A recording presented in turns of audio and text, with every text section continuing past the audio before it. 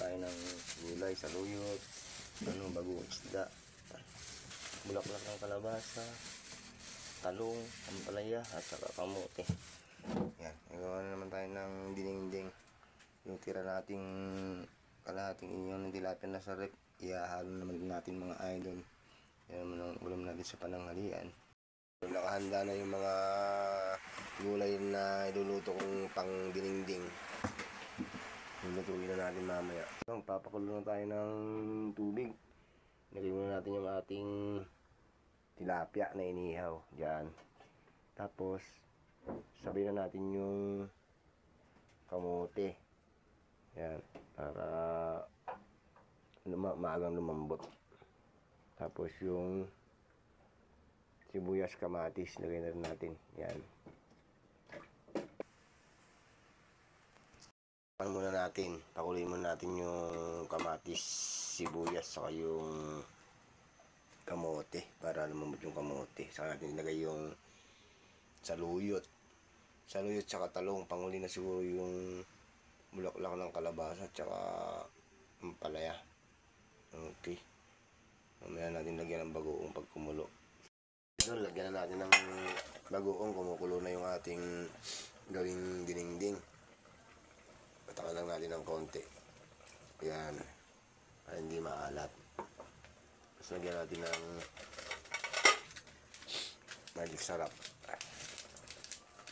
Yan, magic. Para may lasa yung sabaw. Tapos konting bechin.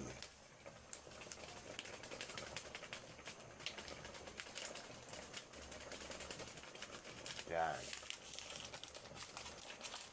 Saka natin ilagay yung saluyot mga idol.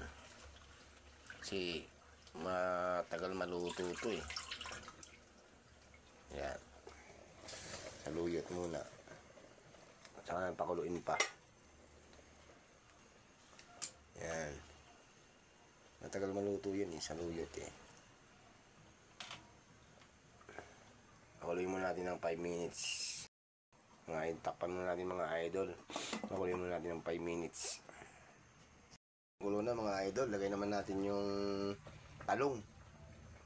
Medyo matagal din tumaluto eh. Mga 5 minutes. Panghuli na yung bulaklak ng kalabasa sa ampalaya.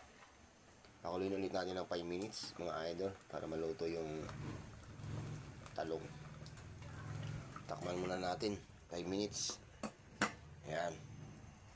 Itong panghuling gulay, yung ampalaya at saka yung bulaklak ng kalabasa para final na. Maya kakain na tayo ng tanghalian. Ayan. Makikita nyo, mabilis lang maluto yan. Ampalaya at saka yung bulaklak ng kalabasa. Masarap to mga idol. Sabi nga ni idol nating Agustin TV na Imas Mayang.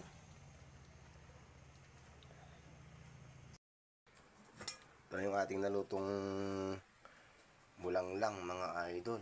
Yan, pwede na tayong kumain. Ito na yung niluto nating bulanglang mga idol. Kain na tayo. Ano? Oh. Bulanglang. Yan, kain tayo mga idol. Tanghalian tayo.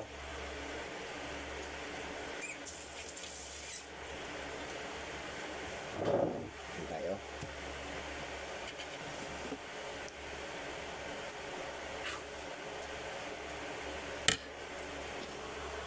Thank you for watching.